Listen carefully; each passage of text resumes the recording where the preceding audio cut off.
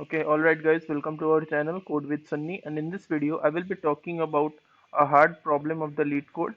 Index number is 778 and problem name is swim in rising water.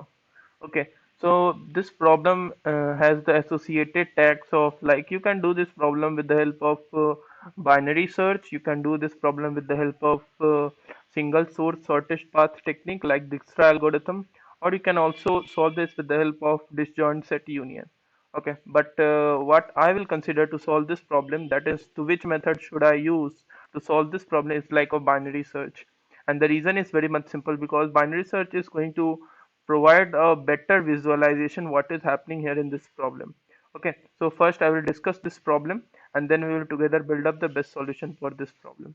Okay, so let's move further. On a n into n grid, each square grid of ij represents the elevation at that point I comma j. So basically we will be given a grid, and every position of the grid, that is position at I comma j, is going to represent the elevation at that point. Some integer, like grid of ij is going to denote the what is the heat of that point. Okay, and the grid size is n into n. Now that the rain starts to fall at time t, I recommend my viewers to note these 2 points that I'm going to mention now. At time t, the depth of water everywhere is t, and we can swim from a square to another four directionally adjacent square if and only if the elevation of both squares individually are at most t. Okay, so the 2 points that I'm going to recall once again is, at time t, the depth of water is everywhere is t, and this is the very first point. And the second point is, like, elevation of both squares individually are at most t. So this is going to be like very much important while we are solving this problem. Okay, and we can swim in finite distance in zero time and all that stuff. You start at top left square 0 comma 0, and what is the least time until you reach the bottom square, that is the bottom right corner of this grid. Okay, you can see the we need to find the least time. It can be easily find out with the help of binary search that I have used over here. Okay, so I'm also going to discuss the examples. Okay, first we will discuss over the constraints, like n is like at most 50. So you may be thinking of like a brute force technique, but how to find the least time? It can be easily done with the help of binary search. Okay, you can also work for this union find algorithm. Like, if you look over the related topics in this question, you can say heap. We can also do with the help of heap, depth first search, or the union find. But I consider binary search to be the best technique to solve this problem. Okay, so let's move further to understand this problem in little bit detail with the help of examples, and then we will together build up the best solution for this problem. Okay, so let's move further. Okay, so you can see I've taken a very small example, a grid of size 2 into 2, right? And I need to recall one thing. At time t, the depth of water everywhere is t, and the elevation of both squares individually are at most t. Okay, so let's have a dry run of this approach. Like, suppose t can vary from 0 up to this n into n minus 1, because the grid values are going to vary up to these intervals. So t is also going to vary from 0 to n square minus 1. Okay, so let's say t is going to be like 0. So if t is going to be 0, so let's check it out if t equal to 0 is the least time or not. Okay, so how we are going to check that? We can easily do that. Like, suppose we are at current cell 0 comma 0 and t is 0. It means that the depth of water everywhere is like t. Okay, but you can see there are some cell values like 3 to 1 which has the value strictly greater than this t. So I'm going to discard that value. Okay, so one more condition that you have to take care for, that is the elevation of both squares individually are at most t if you are going to move to some adjacent square.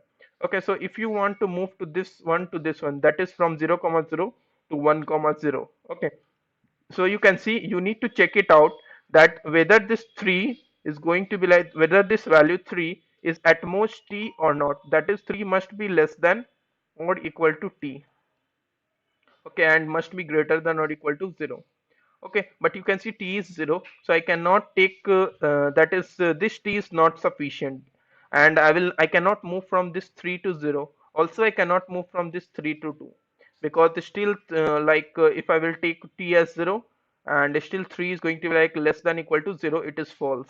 Okay, so what is the least value of t for now? You can see the least value of t for now is coming out to be 3. So can this 3 be the sufficient answer or not? Okay, we don't know that. Let's check it out.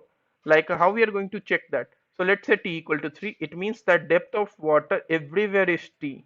Okay, you can see the 3 is going to be like at most that is this 3 is like at most t.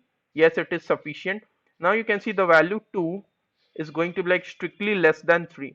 Okay, and it be the question says that depth of water everywhere is t. So what I'm going to do is I'm going to change this 2 to this 3 basically, and what I'm going to do is like grid of ij is going to be changed with some certain value, and it is going to be like the value of this one, max of this grid of ij, and this value t. And the reason is very simple. At time t, the depth of water everywhere is t. So we need to do this condition since there are some like cells where the value is already strictly greater than t. So we need to not take care for that value. But there are some cells whose value is strictly less than this value of t. So I need to take this condition so that everywhere the depth of water is t. Okay. Now this 0 also becomes 3, and this one also becomes 3. Okay, so can we move from that is can we move from this 0 comma 0 to this n minus 1 comma n minus 1? Yes, we can move that. You can see I can move from 0 comma 0 to 1 comma 0. How I can move that? You can see at time t the depth of water is everywhere is t. I have already like managed this condition by taking all the grid values with this value. That is, I'm going to change all the grid values with this value. Okay, now we need to ensure one condition. If we want to move from a current square to any of the four adjacent square, only and only if the elevation of both square individually are at most t. You can see if I want from 0 comma 0 to 1 comma 0, both the squares have the value 3 and 3, and both are value exactly at most t. So I can move from this. I can move from 0 comma 0 to 1 comma 0, and also I can move from 1 comma 0 to 1 comma 1 easily because the values of both the cells are at most t. So this is basically the right of the approach. So let's move further to build up the binary search solution. Okay, so let's move further. Okay, so we need to find the least time, right? So what is the, okay, so in binary search, what we are going to do, we take some value of L. I'm going to fill that value of L now. We take some value of R, which is like L minimum and R maximum current right now. Okay, we don't know the value of L and we don't know the value of R now. So I'm going trying to take L as L minimum of, you can see the time t can be 0. And what is the maximum value of R? R is like the right bound. R can be like the maximum value of n square. Like you can take n square minus 1, but for simplicity I will take n square, it doesn't matter. So I will start with L equal to 0 and I will start with R equals to n into n. So what I'm going to do is each time while L is going to be like less than equal to R. Okay, so there will be a while condition. While L is going to be like less than equal to R, find the mid value and check if this mid value is going to like provide a certain steps, a certain paths such that we can reach from 0 comma 0 to this n minus 1 comma n minus 1. Okay, so you need to do some of the conditions. And what are the sum of the conditions? Like you get some mid value and this value can be your answer. Like this value is the current time t, that is the small t. Okay, now you need to ensure one thing, right?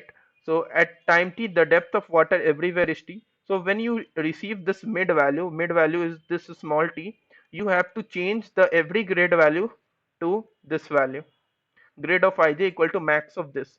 Now you need to start a like breadth first search, or you can use the depth first search, and you will try to move to adjacent cells.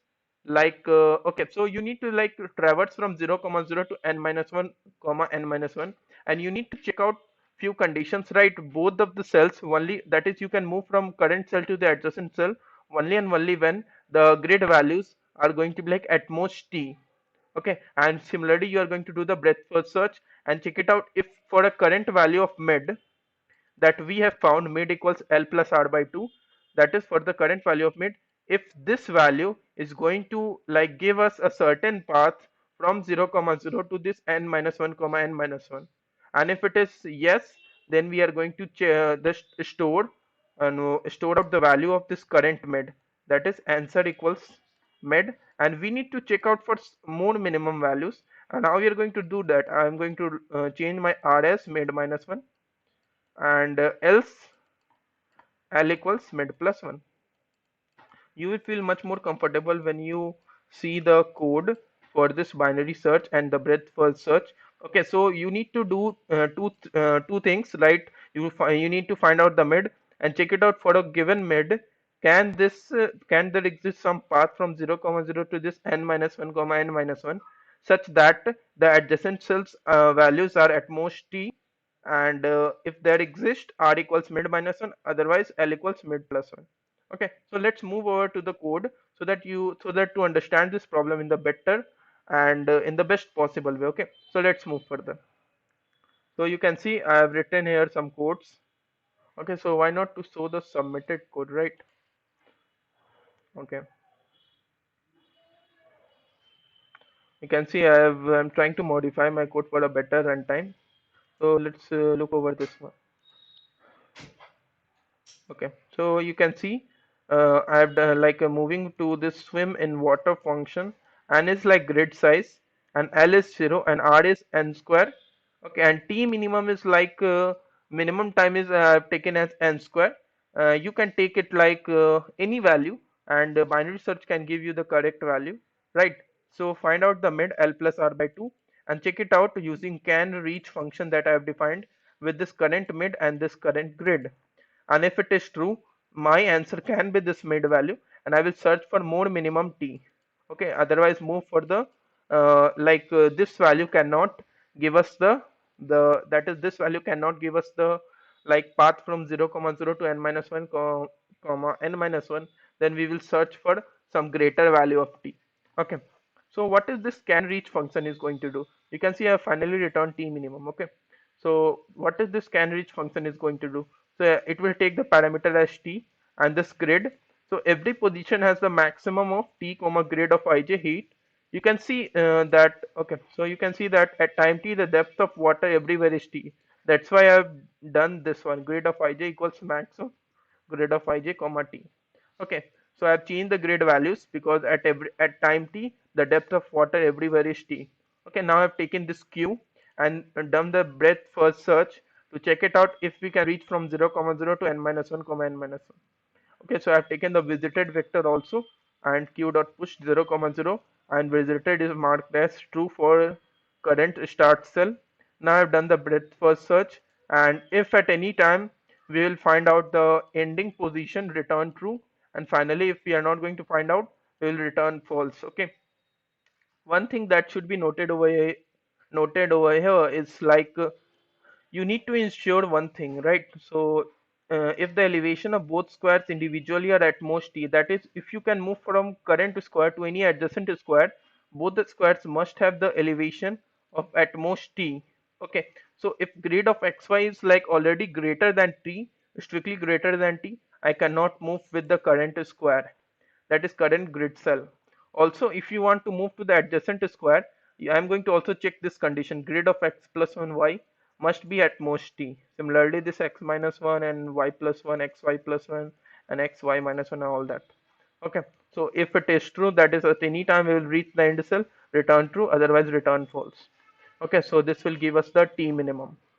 Okay, so if you have any doubts, do not forget to mention in the comment section of the video, and I will ask the viewers to like this video, share this video, and to subscribe to our YouTube channel for latest updates. Thank you for watching this video.